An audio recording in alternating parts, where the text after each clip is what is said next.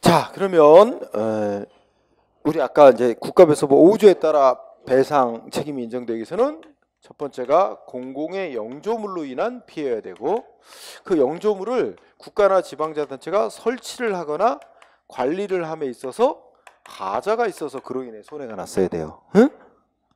따라서 여기서 설치 관리의 하자라는 게 뭘 뜻하는 거냐 분석 들어간다. 그러면 625 중에 보통 일반적으로 설치, 그거는 읽고 지나가서 설치란 설계 시공해 놓는 걸 말하고, 응? 관리는 유지 보수 뭐 이런 걸 말한다. 읽고 지나가고, 여기서는 설치 관리의 하자는 어떤 의미로 본대요? 둘째 줄 그거 꼭 밑쳐주세요. 하자란 그 도로면 도로대로, 공원이면 공원대로, 그 제공된 공익 목적에 제공된 용도가 있을 거 아니야.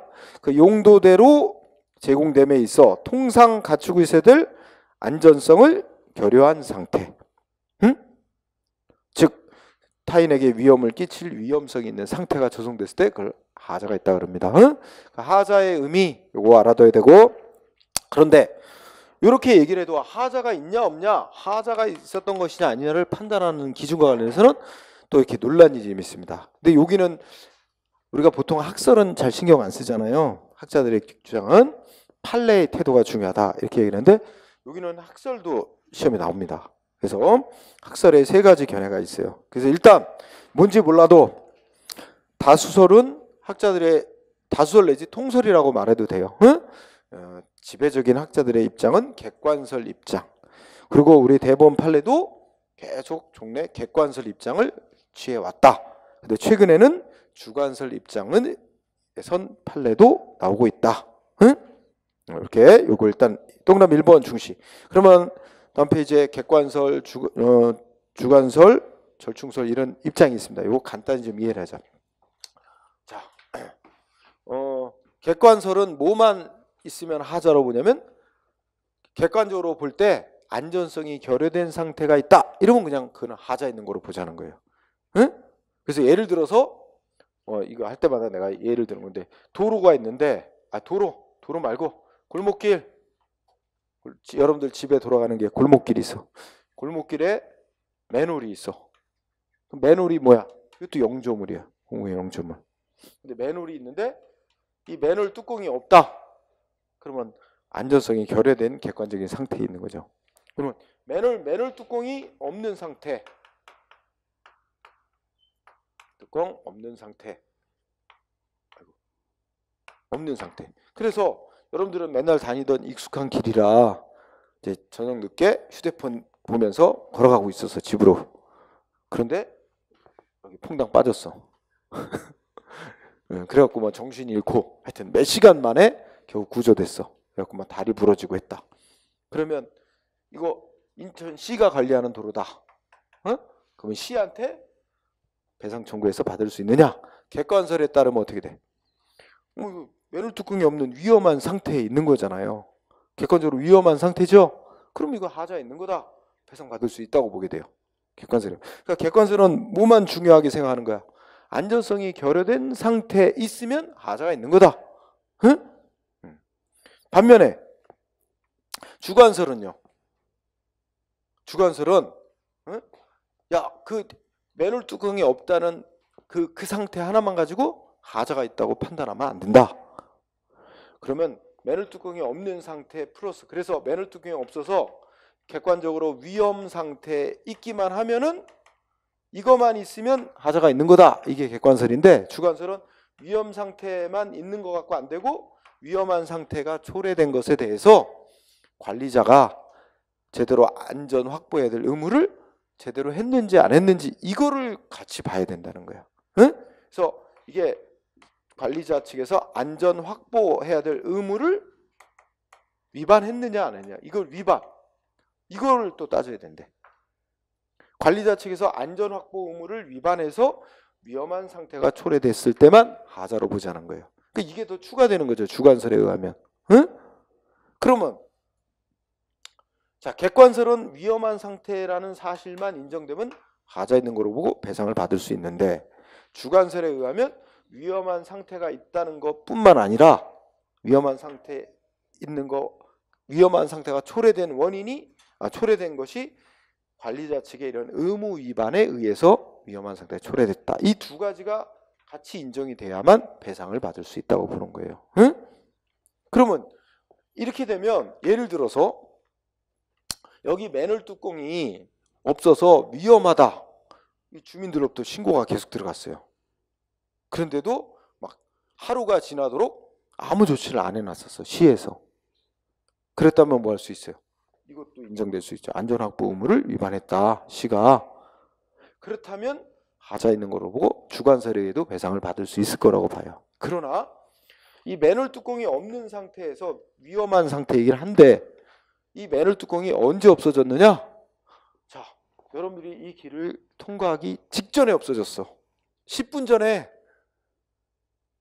하여튼 누가 훔쳐갔는지 10분 전에 없어진 거야.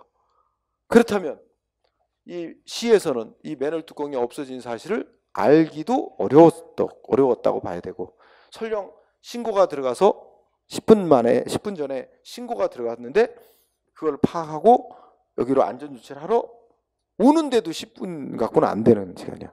뭐 그런 사정을 고려하면 관리자 측의 안전확보 의무 위반이 있었다고 볼 수는 없는 상황이죠. 그렇다면 이게 인정이 안 되면 이 위험한 상태가 있었다는 사실 하나만 가지고 이거를 설치 관리에 하자했다고 볼 수는 없다. 그럼 배상 못 받는 거예요.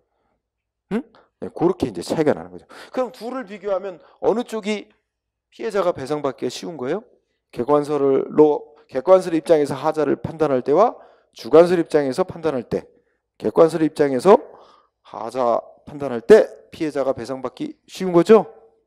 그래서 학자들은 객관설 입장에서 피해자 구제를 넓게 해주기 위해서 객관설 입장에서 판단을 해오는 거예요. 응?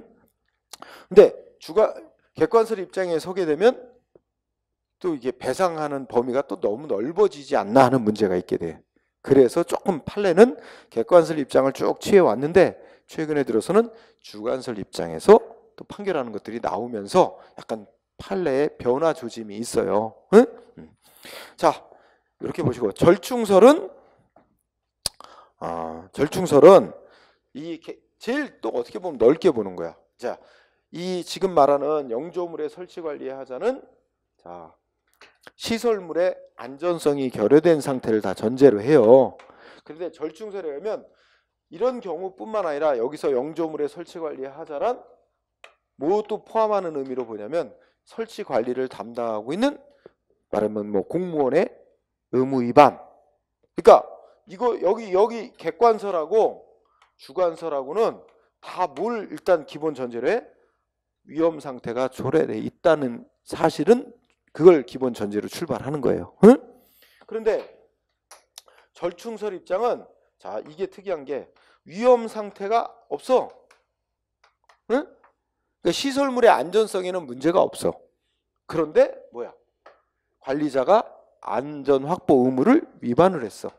그러니까 이런 경우는 어떤 경우냐면 예를 들어서 우리가 이제 그 하천이 있고 제방이 쌓여져 있죠. 응?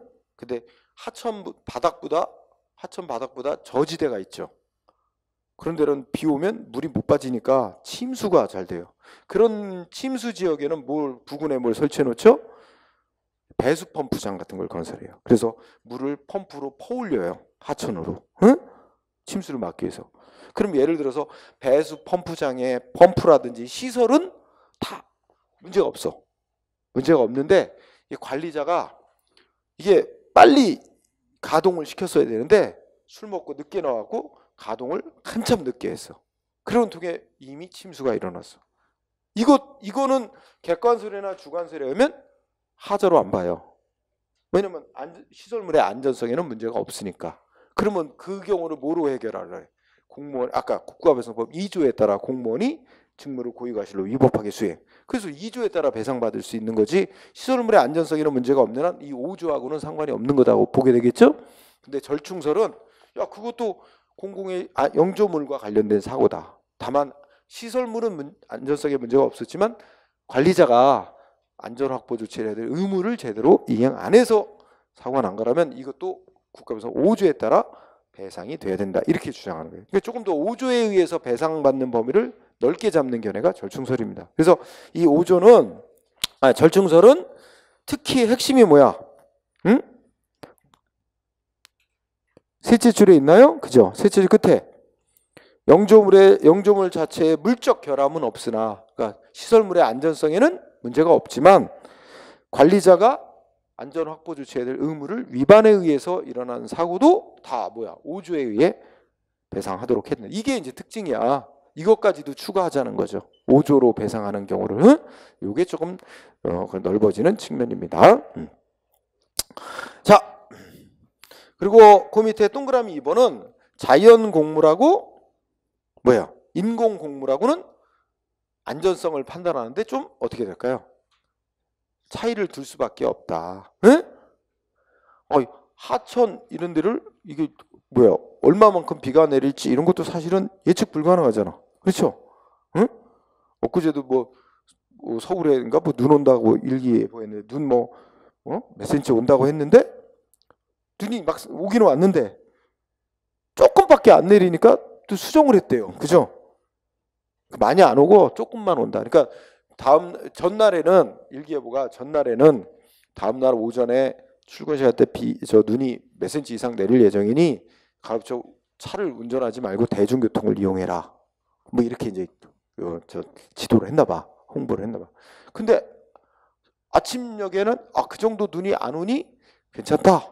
뭐 이랬는데 그렇게 하고 난 뒤 실제 또 잠깐 눈 오다가 짧은 시간 내에 왕창 또 눈이 내렸대요. 그래갖고 또 욕을 많이 먹더라고요. 댓글이 막. 응?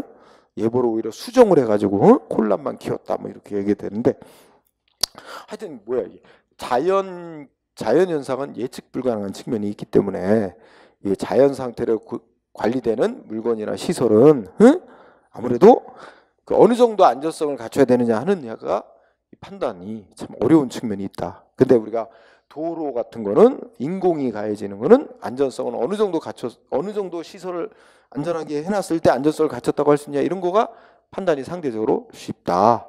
그래서 결국 자연공물과 인공공물은 왜 하자 있었느냐 없었느냐 설치관리에 하자 있었느냐 이 판단에 있어서 똑같은 기준으로 판단할 수는 없다. 이건 뭐 외울 건 아니고 우리가 짐작상으로 볼 수 있는 겁니다. 자, 밑에 입증 책임.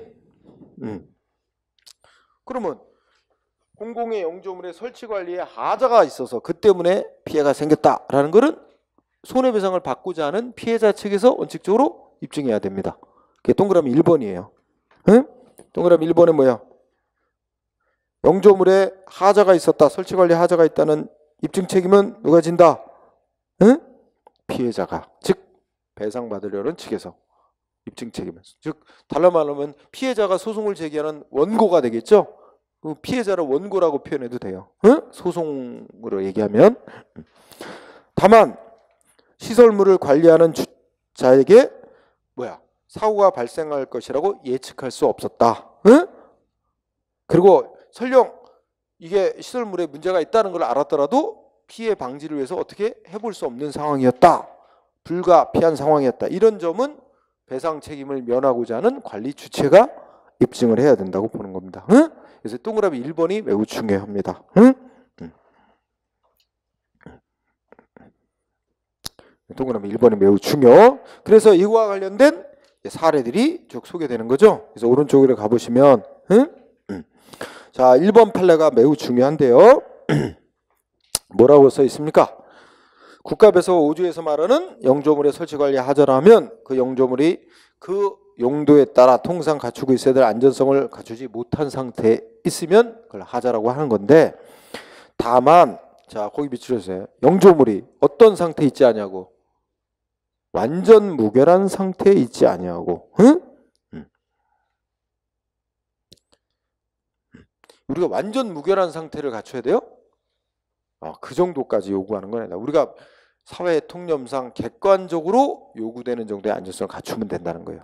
그래서 완전 무결한 상태에 있지 아니하고 그 기능에 어떤 결함이 있다는 사실 하나만 가지고 설치관리에 하자가 있다고 할 수는 없는 거다. 이거 중요한 문구예요.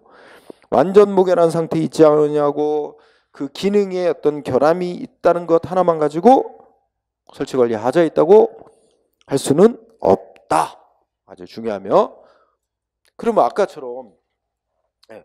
여러분 도로에 차 다니는 도로에 돌멩이 크고 떨어져 있어.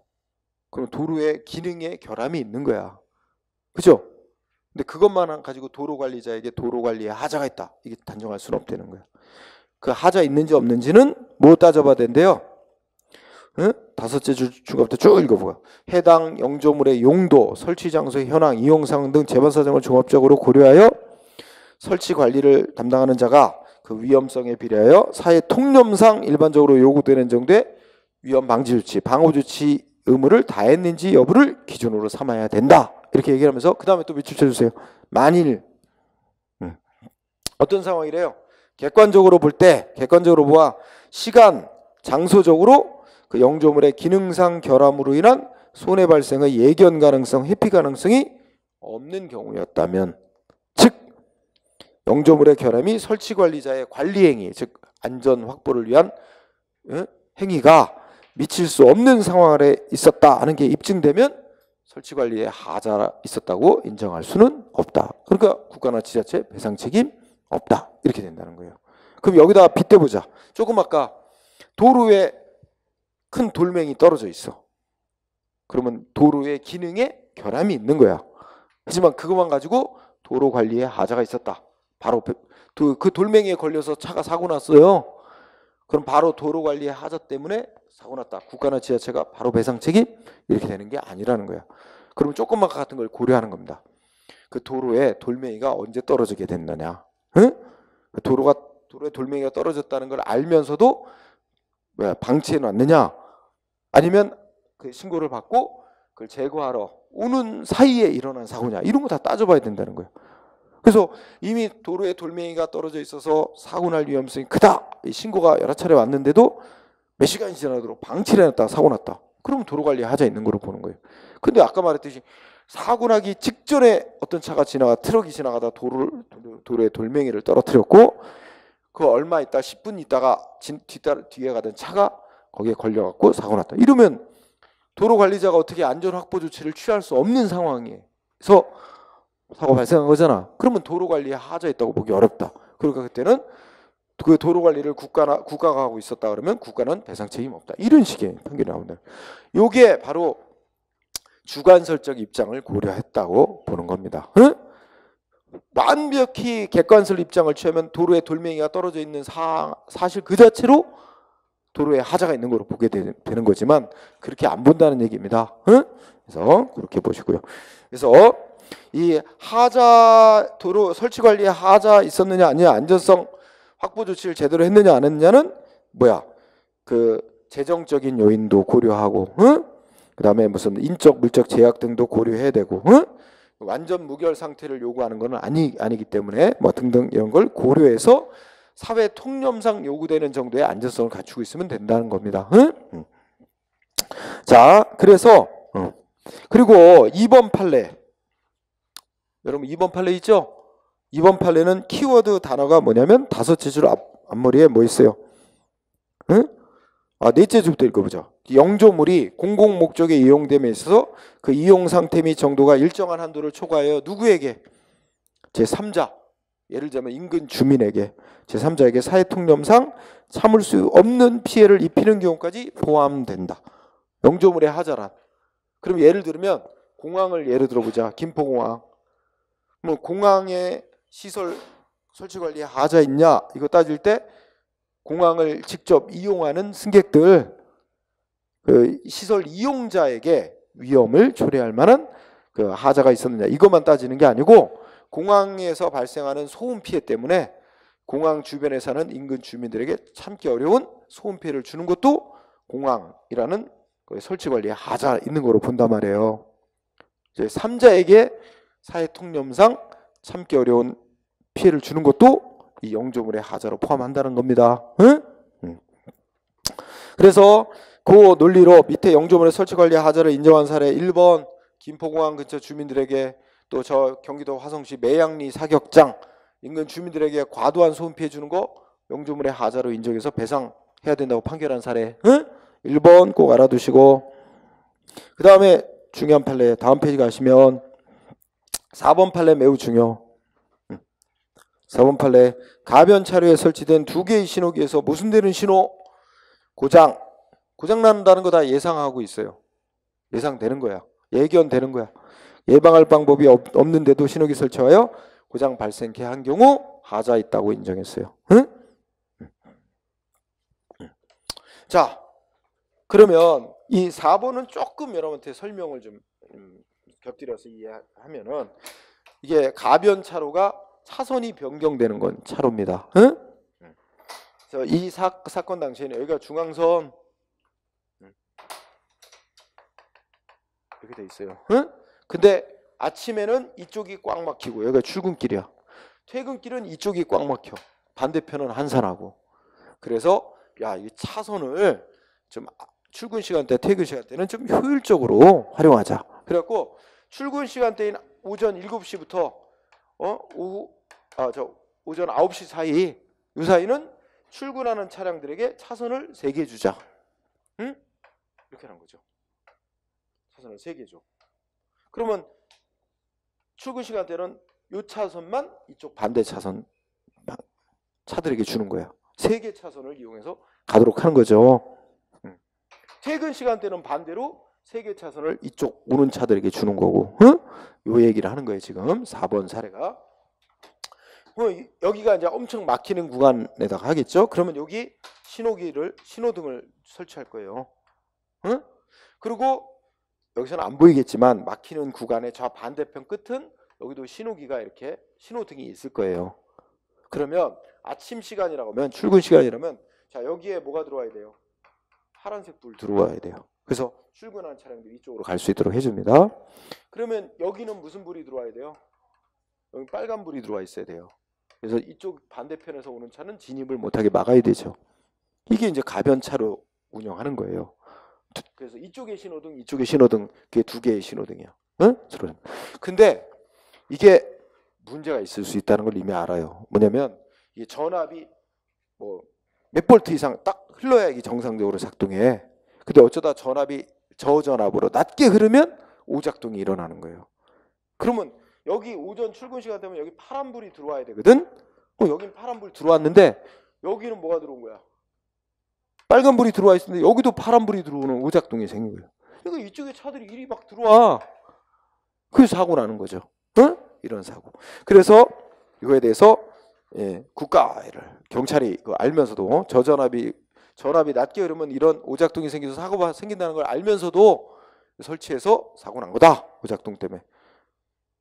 설치 관리에 하자했다. 손해배상 청구를 한 거죠. 그랬더니 국가 측의 주장은 뭐예요?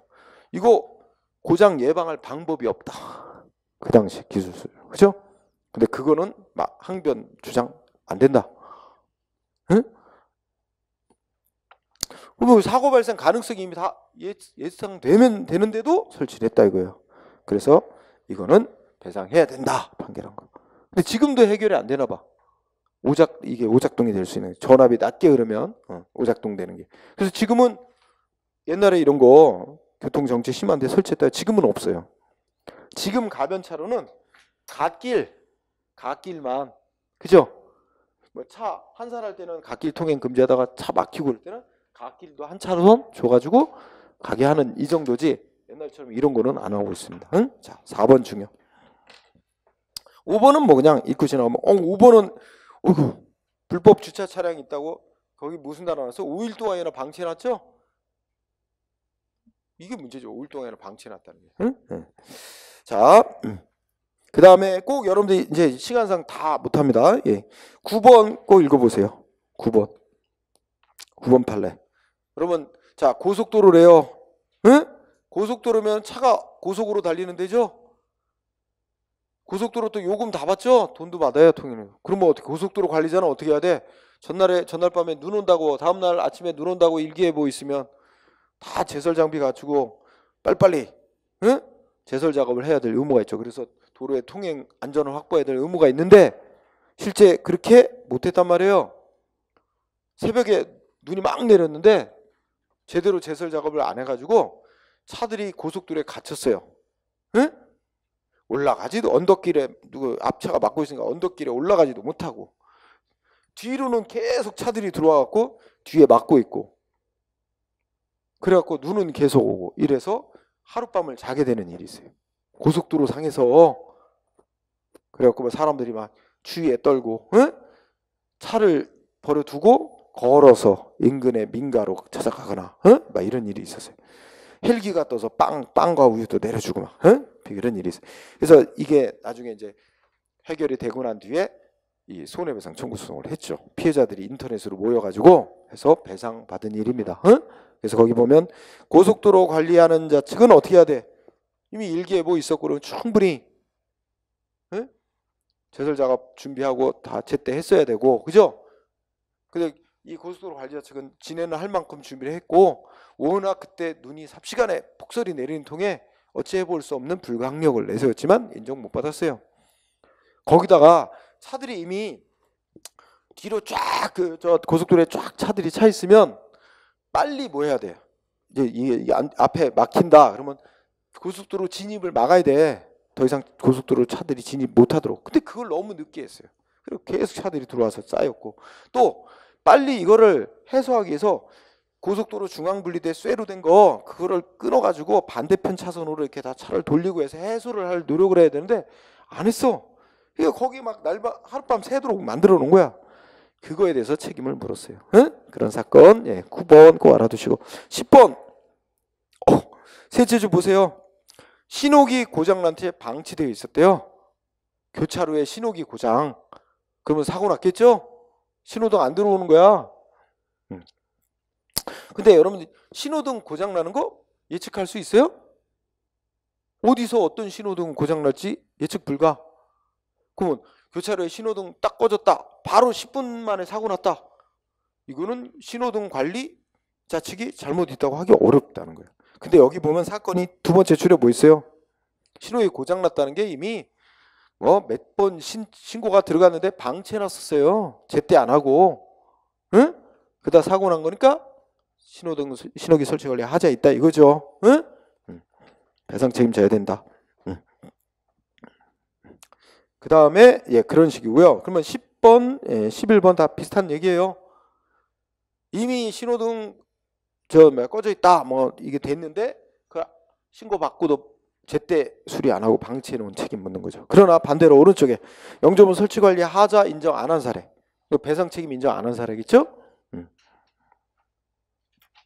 1번 도로에 뭐가 떨어졌어요? 트럭 몇째 줄? 넷째 줄, 다섯째 줄.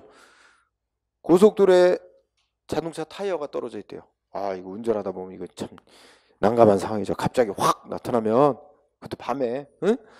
그래서 고속도로에 타이어가 떨어져 있었는데 달리던 트럭이 거기에 걸려서 하여튼 뒤집어지고 뭐 사고 난 거야. 그죠? 근데 일단 도로에 타이어 떨어져 있으면 도로의 기능에 결함이 있습니다. 근데 이 사고 발생 상황을 보면 사고 발생 한 10분 내지 15분 전쯤에 비로소 타이어가 떨어진 거래요. 고속도로에. 그럼 고속도로 관리하는 측에서 어떻게 해볼 수 없는 상황이었다 인정해 준 거예요. 응? 그렇죠? 하자 인정 안 됐죠? 배상 못 받은 거예요. 2번 역시 도로에 뭐가 떨어져 있어요? 쇠파이프. 근데 그 쇠파이프를 지나가던 차가 튕겨가지고 맞은편 앞유리창 뚫고 들어가서 맞은편 차량 운전자 사망. 이것도 사고 나기 불과 얼마 전이냐? 예, 한 20분에서 30분 전. 그렇다면 도로관리자가 어떻게 해볼 수 없는 상황이었다라는 취지입니다. 어? 다 시험에 쓰였어요. 1번, 2번, 3번. 1번, 2번이고 3번은요. 교차로에 신호등 꺼졌대요. 근데 이거 신호기 고장난 거 뭐 신고받고 방치해 놓은 게 아니고 신호등 꺼진 직후에 사고 난 거예요. 그럼 어떻게 해? 신호등 꺼진 것도 알지도 못하고 있고, 응? 바로 즉시 달려가서 수리할 수도 없는 거잖아. 그런 상황에서 일어난 사고는 신호등 관리에 하자했다고 보기 어렵다 이거죠. 그런 취지. 그다음에 4번. 자, 눈 내립니다. 눈 내리면 전국의 모든 도로 순식간에 다 제설해야 돼요? 그거 가능해요? 불가능하죠. 그럼 어디부터 해야 될까요? 보통 현재 인력과 예산과 장비와 이런 걸 고려할 때 주로 사람과 차량 통행이 많은 도로 위주로 우선 제설 작업을 해야 되겠죠. 응? 그러다 보면 현재의 그런 가능한 자원을 가지고 한다고 안전성 확보한다고 치면 자 많이 차량이나 사람 많이 안 드는 강원도 산골 도로 이런 데까지 어떻게 바로 제설을 합니까? 바로 그걸 고려한 거예요, 그죠? 그래서 강원도 산골 지역에 산간 지역에 있는 도로에 눈 내렸는데 그 제설이 안 돼갖고 거기 얼어붙었다. 그리고 거기 지나가던 차가 미끄러져서 사고 났다 이거야. 왜 여기다가 제설 작업도 안 하고 또 뭐야 뭐 빙판길이니까 조심하라 뭐 여기서 안전표지도 안 해놓고 이래서 사고 났다 이래가지고 손해배상 청구. 근데 그런 데까지 여력이 미칠 수 없다. 거기는 그런 데는 오히려 운전자가 더 조심해서 운전해야 된다. 뭐 그런 취지라고 보시면 돼요. 그래서 4번도 시험에 나왔습니다. 1, 2, 3, 4 다 시험에 나왔고요. 5번도 시험 나왔네. 아이고요. 5번은 고3 애가 뭐 했어요? 몰래 담배 피려고 학교 3층 화장실 이게 창문 밖으로 어떻게 거길 나갔는지 창문 밖으로 나가서 그 좁은 그 난간대라 그래나? 거기 서가 담배 피다 떨어져 죽었어. 부모가 왜 거기 이게 지지대에 떨어지지 않게끔 하는 거 설치 안 했느냐? 그래가지고 손해배상 청구했는데 통상의 용법대로 사용해야 되는 거잖아. 근데 거기는 사람 다니도록 제공된 통행로가 아니야. 창문 밖에는. 거기까지 사람이 나가서 뭐 거기를 다닐 거라고 예상을 해서 뭔가 설치해야 될 의무는 없다. 배상 못 받은 거죠. 5번. 네. 자, 6번은요. 6번 판례도 알아주시는데 하천 제방 높이 어느 정도 쌓아야 통상 갖추고 있을 때 안전성을 갖추고 있다고 볼 수 있습니까? 아니 비가 얼마 올 줄 알고 천재지변. 그래서 우리나라 이제 한 100년 정도의 이 통계를 내는 거야. 100년 정도의 통계를 내서 우리나라에 한 100년마다 한 번 올까 말까 할 정도의 그 강우량에 맞춰서 그거를 견딜 수 있는 정도의 제방 높이 이 정도 쌓으면 뭐예요? 100년에 한 번 오는 정도의 그 강우량을 커버하는 정도의 제방 높이를 쌓으면 그럼 뭐야? 통상의 안전성을 갖췄다고 봅니다. 우리나라 기준이. 그렇다면 뭐 특별히 기상 뭐 변화도 없고 하니까 그런 100년 정도에 맞춰서 제방 높이 계획 쌓고 거기에 맞춰 쌓았다면 그 제방 설치 관리에 하자가 있다고 보기는 어렵다. 그런 취지라고 보시면 돼요. 그래서 여기 밑을친 부분을 위주로 그런 식으로 이해하면 될 거예요. 여러분들 꼭 읽어보시고. 그 다음에 7번은 그냥 재미로만 잠깐 설명드려요. 7번은 교통사고가 났는데 도로가 이렇게 돼 있어요. 오른쪽으로 굽어 있대. 응? 오른쪽으로 굽어 있고 여기가 중앙선. 네. 그리고 아마 여기는 또 이렇게 샛길이 있어서 이쪽으로 또 차가 들어오게 돼 있나 봐요. 그러니까 이렇게 오는 거죠, 차들이. 근데 이 사고 난 사람은 여기서 이렇게 가고 있는 사람이에요. 쭉 가는데 여기에 뭐가 표시됐냐면 직진 화살표 표시가 있어요. 신호 표시가. 어디로 갔겠어요? 이 사람은 밤이라고 생각해. 잘 안 보인다, 길도. 그러니까 직진 표시니까 그냥 간 거야, 이렇게. 사고 난 거죠. 응? 그래서 이 사람 문제는 아니 길이 굽어져 있으면 오른쪽으로 굽어져 있으면 굽어 있다는 표시가 돼야지 왜 직진 화살표가 있느냐? 이거 표시 잘못한 거다. 이 표시 잘못해서 사고 났다. 손해배상 청구했어요. 판결은 이 직진 표시는 무조건 직진해라 이게 아니라 오던 차선 방향을 따라 그대로 쭉 가라는 의미다 라고 하면서 이 신호기 표시가 잘못됐다고 할 수 없다. 그런 취지로 배상 안 해도 된다고 판결한 거. 8번 체크. 아니요 8번 안 해도 된다.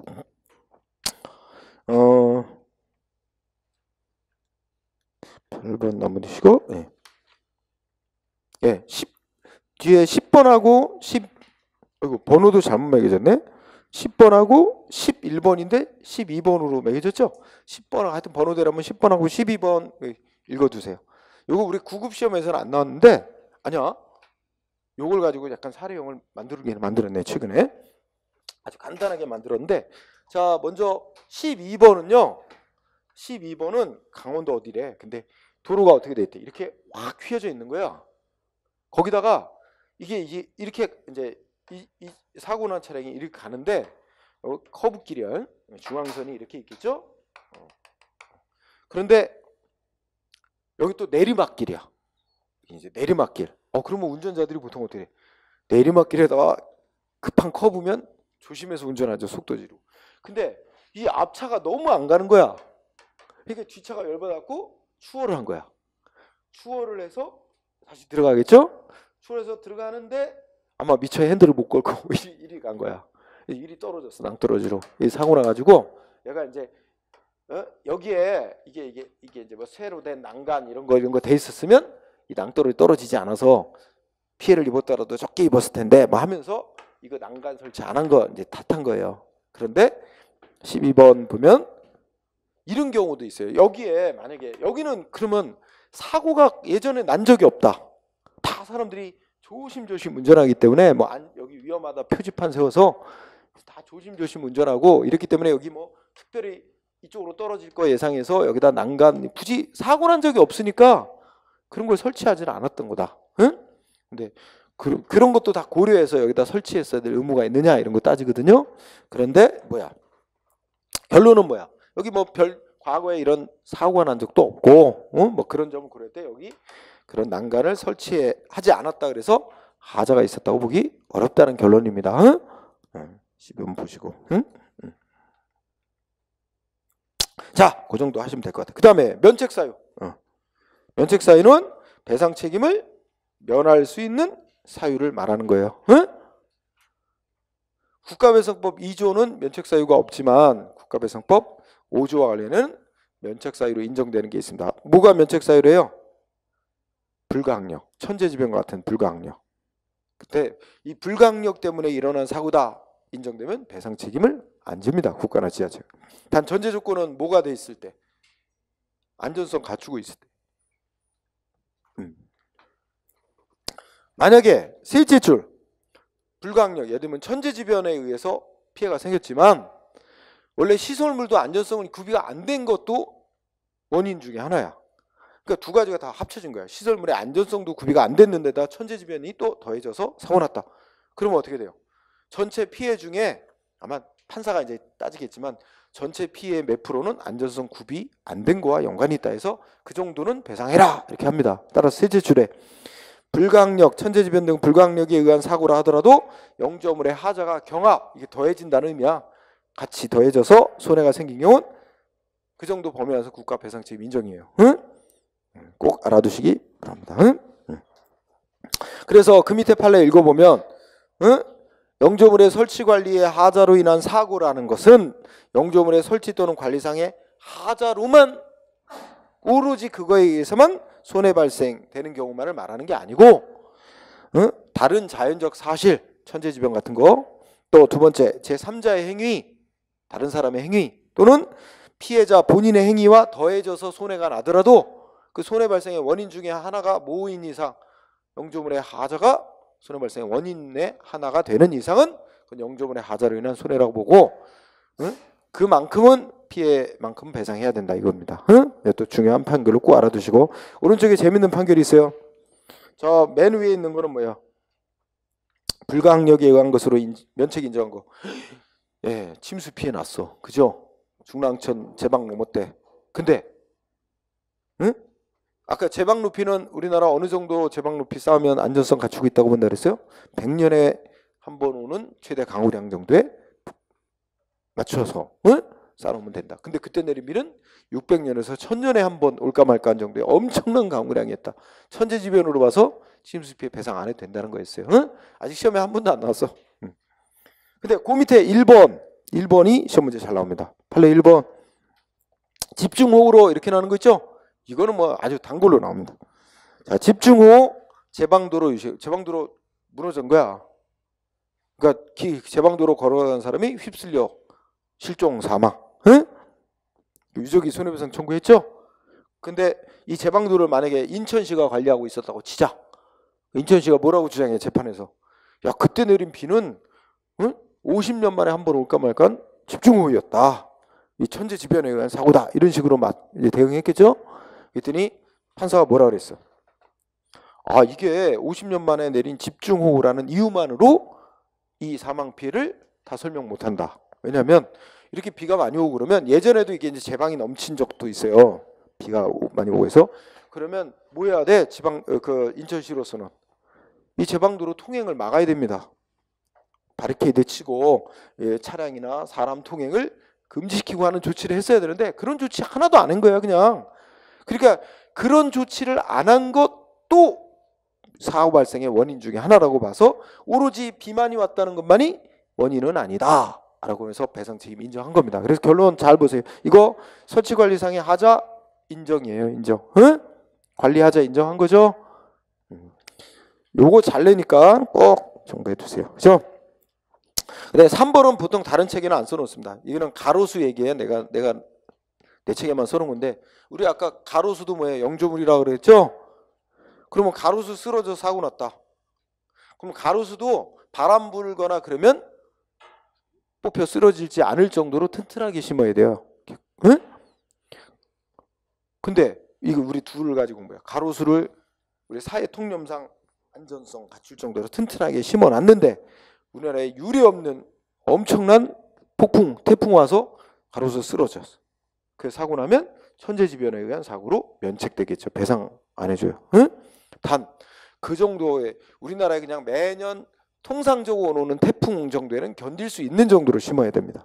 튼튼하게. 근데 그 정도도 매년 우리나라에 통상적으로 오는 태풍 정도도 못 견디고 가로수 쓰러졌다. 그러면 어떻게 돼요? 그거는 설치 관리에 하자했다고 봐서 배상해야 된다는 거예요. 그런 취지니까 뭐 읽어보시면 뭐 알 수 있습니다. 그래서 내가 이 판례를 든 건 식물에 해당하는 가로수도 공공의 영조물이고 그로 인해 사고 나는 경우도 이렇게 오로지 불가항력적인 게 아니라면 배상 책임이 인정된다. 이건 흔하게 우리 보잖아. 여름철에 뭐 좀 바람 분다 그러면 피해 나죠. 응? 자, 그러면 또 하나 예산 부족. 이게 국가나 지자체가 내세우는 이유 중에 하나가 아니 그거 예를 들어서 뭐 다리가 우리 그 교량 다리에 좀 문제가 있다. 안전성에. 그죠? 그러면 이거 안전성 확보를 위해서 뭔가 통행을 금지시키든가 아니면 빨리 보수를 해야 될 거 아니야. 근데 보수를 안 하고 있다가 사고 났다. 하려고 해도 맨날 예산 올려도 예산 배정이 안 돼서 예산이 없는데 어떡하냐. 책임을 면하려고 그래. 근데 예산이 없어서 못했다는 거는 배상 책임을 면할 수 있는 사유로 인정 안 된다는 게 판결입니다. 예산 부족, 재정상해제. 예산 부족은 면책 사유로 인정 안 해준다. 다만 예산이 부족해서 안전성을 어느 정도까지 갖춰야, 예산이 없었기 때문에 어느 정도까지는 안전성을 갖췄어야 된다. 예산 없는 상황에서는 이런 정도로 참작해 줄 수는 있어도 배상 책임 자체를 면할 수 있는 사유로 인정 안 해준다는 게 그 밑에 판례입니다. 응? 판례도 같이 가면서 꼭 읽어보고요. 그다음에 세 번째는요. 뭘 전제로 하냐면 공항, 김포공항 근처에 가서 사는 사람들. 응? 자, 그래서 그 인접해 살면서 공항 근처 주민이 소음 피해 때문에 못 살겠다. 손해배상해라. 청구했거든. 그랬더니 이제 국가 측에서 김포공항은 국가 거니까 국가가 뭐라 그래? 야, 공항 근처에 와서 살면 소음 피해 큰 거 모르고 왔냐? 니네 다 알면서 감수하겠다고 온 거 아니냐? 그러니까 니네 배상 안 해줘. 이런 식의 주장이 맞느냐 이거죠. 응? 두 가지입니다. 야, 거기 가면 이미 막 소음 피해가 나서 막 사람들 막 소송하고 싸움 나고 하는 거 다 알아. 알면서도 나 감수할 거야. 이렇게 들어온 사람. 그 사람한테는 배상 안 해도 된대. 그러나 그런 정도의 이제 그 소음 피해가 엄청나다는 거, 그런 소음도 없고 그런 게 문제되지도 않는 상황에서 그냥 견딜만해. 이렇게 알아가지고 들어가서 살았어. 그래 초기에는 문제 없이 살았어. 근데 나중에 점점 심해져서 이제 견딜 수 없을 정도. 그러면 그 사람은 애초부터 감수할 생각 가지고 들어온 사람 아니까 그는 배상해야 된다. 응? 뭐 그런 얘기를 하는 거예요. 그래서 방금 3번에 첫째 줄 뭐라 그랬어요? 피해자가 소음 피해 어마어마해 다 알면서 인식하면서 나 감수할 거야 이러면서 김포공항 근처에 와서 거주한다. 이사회 와서 거주한다. 그러면 뭐 할 수 있다는 거야? 배상 책임 감면해 줄 수 있다는 거예요. 국가나 지자체. 응? 그러나 반대로 어떻게 돼? 김포공항 근처에 와서 이주해 와서 살 당시에 그러한 위험 문제도 안 되고 있어요. 소음이 그렇게 크다는 거 문제도 안 되고 있었고 그런 큰 소음 피해가 있다는 걸 정확하게 알 수도 없었으며 굳이 내가 그런 소음 피해가 있더라도 나 감수하겠다 이러고 들어온 사람이 아니라는 그 소음 피해에 대해서 배상해줘야 된다는 얘기입니다. 잘 이해하시고 3번. 그래서 그 밑에 판례들이 그거 얘기니까 중복된 얘기예요. 그래서 꼭 3번도 알아두시고. 자, 배상 책임자 및 구상권은 비슷한 얘기라서 우선 여기도 누가 배상 책임지느냐? 동그라미 1번 국가나 지자체가 배상 책임을 지고요. 국가배상법상 2항 영조물을 설치 관리를 하는 자와 비용 부담자가 다를 때는 어떻게 돼요? 역시 비용 부담자도 배상 책임져요. 똑같아요. 2조 논리구조. 그래서 둘 다 배상 책임이 있게 되고 피해자는 선택해서 청구할 수 있게 되는 건 똑같습니다. 응? 자, 그 다음에 동그라미 2번에 이것도 역시 법조문 똑같이 적용된다. 피해자에게 손해를 배상한 자는 내부 관계에서 궁극적으로 배상할 책임자에게 물어내 할 수 있다. 궁극적인 책임자는 설치 관리자로 봅니다. 관련해서 넷째 줄. 자, 한편 판례는 요거 잘 밑줄주세요. 판례는 광역시하고 국가하고 둘이 모두 했어요. 도로 점유자, 관리자, 비용 부담자로서 배상 책임을 중첩적으로 지는 경우. 그러니까 이 상황이 뭐냐면 원래 누구 도로? 국가의 도로야. 근데 국가 도로인데 광역시, 우리 인천광역시에게 도로 보수 이거 권한 준 거야. 응? 그래서 광역시가 이제 도로 보수 뭐 이렇게 맡아서 하면서 국가로부터 돈 받아가지고 그 도로 유지 보수 보수 행위라면서 도로가에 막 이 뭐 자재랑 막 모래랑 이렇게 쌓아놓은 거야. 근데 밤에 이제 그거 때문에 사고가 난 거예요. 그럼 누가 배상 책임자가 되냐? 국가와 이 국가 도로니까 국가도 배상 책임자, 광역시도 배상 책임자, 둘 다 배상 책임 다 있다는 겁니다. 그래서 요거 시험 나왔어요. 판례는 광역시와 국가 모두가 도로 점유 관리 비용 부담으로서 책임을 중첩적으로 지는 경우 광역시도 국가도 모두 배상 책임이 있다. 피해자에게. 응? 배상 책임 인정. 여기서 그치면 될 것 같아요. 예. 그 다음에 동그라미 4항은 뭐 아까 원인 따로 책임자가 있을 때는 그 자에게 물어낼 수 있다고 규정이 있다는 거 그럼 뭐 넘어가고요. 그러면 판례를 중시합니다. 자, 판례 보시면 1번 뭐가 나왔어요? 교통신호기 나왔죠. 교통신호기 영조물이에요. 응? 근데 이 교통신호기 원래 설치관리 사무는 누구의 사무냐? 누구 사무냐면 설치관리 사무는 지방자치단체의 사무입니다. 우리 인천광역시에 있는 저 광역시 안에 있는 신호기 설치 관리는 원래 인천시의 사무입니다. 그런데 대통령령에 의해 다 경찰에게 다 위임을 해놨어요. 현실적으로는 경찰이 다 합니다. 응?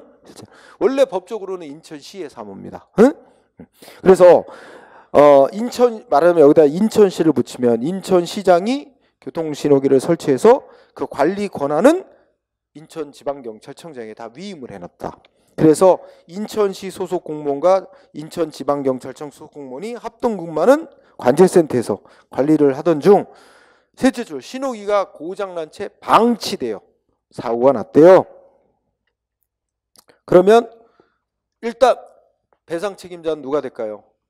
궁극적인 책임자가 이제 사무의 귀속 주체니까 사무 설치관리자니까 지자체 인천시가 배상 책임자. 그럼 국가는 배상 책임 없느냐? 국가도 있다는 거예요. 왜냐하면 이 설치관리를 맡아고 있는 경찰들에게 월급 누가 줘요? 경찰 월급은 국가가 줘요. 우리가 지금 현재 다 국가 공무원이야. 경찰 공무원은. 국가는 월급을 관리를 맡아 수행하고 있는 경찰 공무원들이 월급을 주는 자니까 법이 말하는 비용 부담자다. 국가도 배상 책임자가 된다. 그러니까 피해자는 어떻게 돼? 국가와 지방자치단체 둘 중에 선택해서 배상 청구할 수 있다. 응? 이거죠. 응? 그러면 다 똑같은 얘기가 되는 거예요. 응? 여기 판례들이 다 사무가 누구 사무인데 위임됐다. 그러면 항상 결론은 둘 다 배상 책임자가 돼요. 응? 그런 얘기로 생각하시면 되고 그 다음에 배상 책임의 성질 마무리 십시다. 자, 637쪽에 배상 책임에서 1번 쌍가루 1번 중요. 자, 비교 대상. 우리 아까 국가배상법 2조는 국가배상법 2조는 국가가 배상 책임지는 요건으로 뭐라고 돼 있어요? 공무원이 직무를 집행함에 있어서 고의 또는 과실로 법령에 위반하여. 그러니까 이 위법하게 직무를 수행하는데 해당 공무원에게 과실이 있을 것을 요건으로 정해놨죠. 아무리 공무원의 직무 수행이 위법인 거로 인정되더라도 그 공무원에게 과실이 없으면 배상 책임 안 져요. 그리고 국가배상법 2조는 공무원의 과실을 요건으로 정해놨기 때문에 과실 책임을 규정해놨다 이렇게 얘기를 해요. 근데 우리 지금 공부하는 영조물 설치 관리 하자로 인한 배상 책임에 있어서는 그 설치 관리를 맡아 하는 뭐 관리 그 담당자의 고의 또는 과실을 요건으로 안 정해놨어요. 응? 그렇기 때문에 물어본다고요. 응? 첫째 끝에 국가배상법 5조의 배상 책임은 무과실 책임. 이게 통설 판례 입장입니다. 응? 그래서 그 밑에 판례도 읽어보면 그냥 국가배상법 5조가 정한 영초물 설치관리상의 하자로 인한 책임은 무과실 책임이다 라고 분명히 밝히고 있죠. 그러니까 무과실 책임이란 건 과실이 있든 없든 배상 책임이 인정되는 거란 말이에요. 응? 잘못되면 과실이 없어야만 인정되는 책임이 아니라 과실을 요건으로 안 따지는 거란 뜻입니다. 응? 과실이 있어야만 된다는 걸 요건으로 안 따지는 거다. 자, 그러면 쌍가루 2번 요거 중요 논점. 자, 민법 758조에 보면 공작물 점유자 등의 배상 책임이라고 규정이 있어요. 응? 그래서 다음 페이지를 보면 그 민법 758조 소개를 해놨어요. 응? 공작물 등의 점유자 소유자 책임 한번 눈으로 읽어볼까요? 뭐라 했어요? 공작물 설치 또는 보존의 하자로 인하여 타인에게 손해를 가한 때는 그 공작물의 점유자가 배상할 책임이 있다. 다만 그 공작물을 점유하는 자가 손해를 방지하는 데 필요한 주의 의무를 해태하지 아니하였던 때는 그 소유자가 배상할 책임이 있다. 이렇게 되는 거죠. 그죠? 자, 이렇게 돼 있는데 이 문구를 보면 이게 국가배상법 5조하고 비슷한 내용이에요. 응? 내용인데 우리 국가배상법 5조는 표현이 뭐라고 돼 있어요? 영조물이라고 돼 있죠. 근데 민법은 공작물이라고 돼 있어요. 어느 쪽이 범위가 넓은 걸까요? 우리 아까 배운 국가배상법 5조의 영조물은 자연상태 그대로 공익 목적에 제공되는 하천, 해변 이런 것도 포함하죠. 근데 여기 말하는 공작물, 민법에서 말하는 공작물은 벌써 냄새가 뭐가 나? 공작물, 인공시설물을 가리키는 겁니다. 인공시설물만을 말하겠죠? 응? 예를 들면 뭐 간판 이런 거. 응? 그러니까 어느 게 더 넓어? 영조물이 공작물을 포함하는 더 넓은 개념이겠죠? 그러니까 국가배상법 5조가 배상 책임지는 범위가 더 넓겠죠? 또 하나는 두 번째 끝에 민법은 뭐라고 써놨냐면 공작물 점유하는 자가 뭘 다해야 하면 손해를 방지하는 데 필요한 주의 의무를 해태하지 않았다면 배상 책임을 면할 수 있게 돼 있죠? 근데 국가배상법 5조는 우리 영조물 설치 관리하는 자가 주의 의무를 다했다 한다고 면책하도록 하는 규정이 있어요? 없잖아요. 그런 점에서 자 637페이지 다시 돌아오면 쌍가루 이번에 국가배상법 5조와 민법 758조 간의 다른 점 두 가지. 응? 그래서 둘째 줄 국가배상법 5조는 문장의 주어로 삼봅시다. 국가배상법 5조는 둘째 줄 중간에 뭐가 없어요? 면책조항이 없습니다. 점유자의 면책조항을 두고 있지 않다. 두 번째, 넷째 줄 그 손해배상 책임지는 물건 그 대상이 공작물에 한정되지 않아요. 응? 영조물이라고 해서 좀 더 넓게 인정하잖아. 그 두 가지 점이 차이가 나는데 요거 꼭 알아둘 필요가 있고요. 자, 배상 책임의 범위와 관련해서는 하나 정도만. 자, 거기 동그라미 2번. 문제 4번에 번호 큰 4번에 동그라미 2번. 핵심은 두째 줄.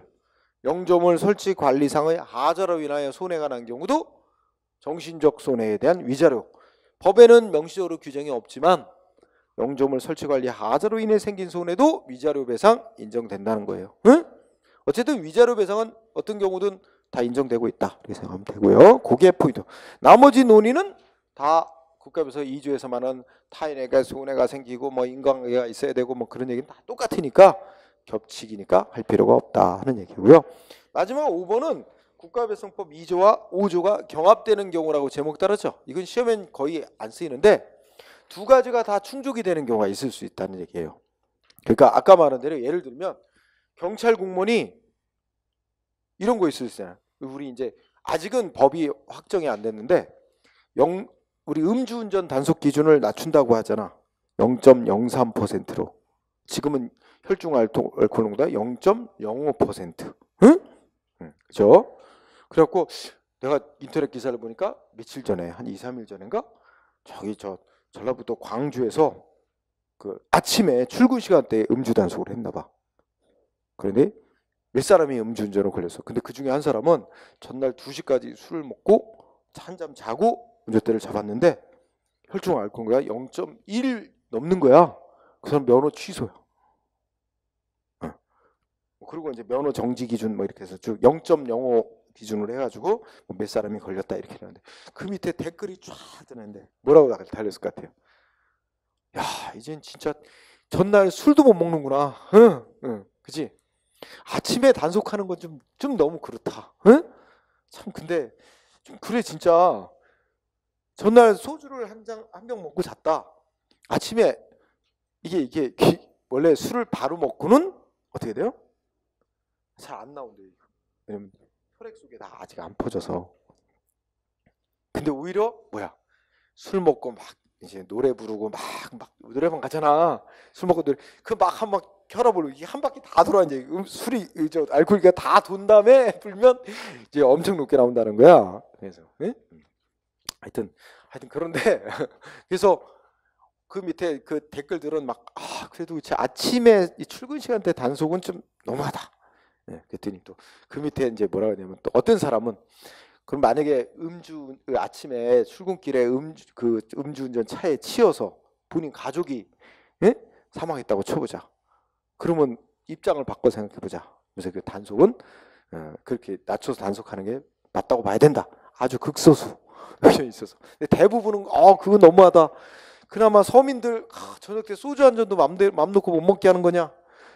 그러면 저녁 때 술 한 잔 먹으면 아침에 대리 불러서 가라는 거냐? 뭐 하면서 막 그건 너무한다. 뭐 이 정부가 너무한다. 뭐 하면서 막 서민들 못 살게 한다. 막 이랬는데 글쎄. 네.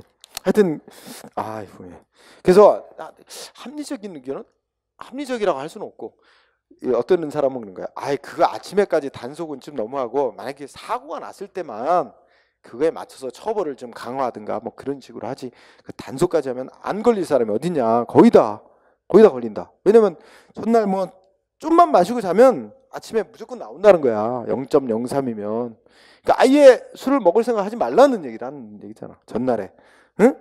술 먹었다 그러면 운전대를 잡지 말란 얘기다. 응? 근데 예를 들어서 그러니까 그러면 이게 차를 몰고 뭐 예를 들어서 무슨 그 공사 현장에 간다든지 막 이렇게 가야 되는 사람은 차가 없이는 대중교통 갖고는 안 되는 사람은 전날에 술을 절대로 먹으면 안 되는 거야. 그런 사람들은 어떻게 하냐 뭐 같은 글들이 엄청 올라오더라고요. 자, 그럼 뭔 얘기를 했냐? 5항에 보니까 어떤 경찰 공무원이었는데 전날 쉬는 날이었어. 비번 날. 응? 경찰들은 교대 근무를 하잖아요. 그래서 쉬는 날이니까 술을 많이 좀 먹었어. 근데 다음 날 이제 출근했지. 그래갖고 뭐야? 순찰차 먹고 순찰하다가 사고를 낸 거야. 근데 음주 수치가 예를 0.03이 넘게 나왔어. 그럼 경찰 공무원 음주운전 하나 행위예요. 그죠? 뭐 자기는 술을 다 깼다고 생각했지만 고의는 아니었다 쳐도 과실에 의한 도로교통법 위반 행위, 위법 행위 아니에요. 응? 사고 냈죠? 국가범죄 2조의 요건이 충족이 됩니다. 그죠? 그런데 여기다가 순찰차도 정비를 제대로 안 했어. 정비를 제대로 안 해갖고 브레이크가 거의 뭐 파열 직전에 있는데 정비를 그동안 안 해와가지고 순찰차도 관리상의 하자가 있는 영조물이었어. 그래갖고 뭐 뭔가 여기서 브레이크를 딱 밟았는데 그냥 브레이크 안 들어버린 통에 사고나. 그럼 두 가지가 다 충족이 된 거야. 국가에서 뭐 2조의 공무원의 과실에 의한 위법행위로 인한 손해. 거기다 순찰 차량 이 문제가 있는 거야. 관리가 안 돼가지고 안전성에 문제가 있는 순찰차로 인한 손해. 그럼 두 가지 요건 다 갖춰지니까 피해자는 어떻게 할 수 있어? 2조에 의해서 손해배상을 청구할 수도 있고 5조를 이유로 해서 배상을 청구할 수도 있고 둘 다 청구가 가능하다. 그런 논리가 되죠. 다만 그냥 이론상으로 따지면 2조보다는 5조를 이유로 청구하는 게 보다 편할 거다. 왜냐하면 2조는 피해자 측에서 공무원의 과실을 입증을 해내야 되는데 이 5조로 하면 무과실 책임으로 보니까 그걸 입증할 필요는 없기 때문에 뭐 이렇게 얘기하는데 시험은 안 물어보더라고. 물어보도 되는 건데 안 물어보고 있으니까 그 정도로 마무리. 그래서 오늘은 우리가 국가배상 손해배상 문제를 공부했죠. 그 손해배상 문제는 거의 한 문제가 꼭 나온다고 생각하면 돼요. 응? 안 빼고 내는 편이에요. 거의 한 100%는 아니지만 90% 이상 매 시험마다 출제되니까 잘 공부해 둬야 될 영역. 그죠? 자, 여기까지 오늘 공부하는 걸로 마치겠습니다. 수고했습니다. 네.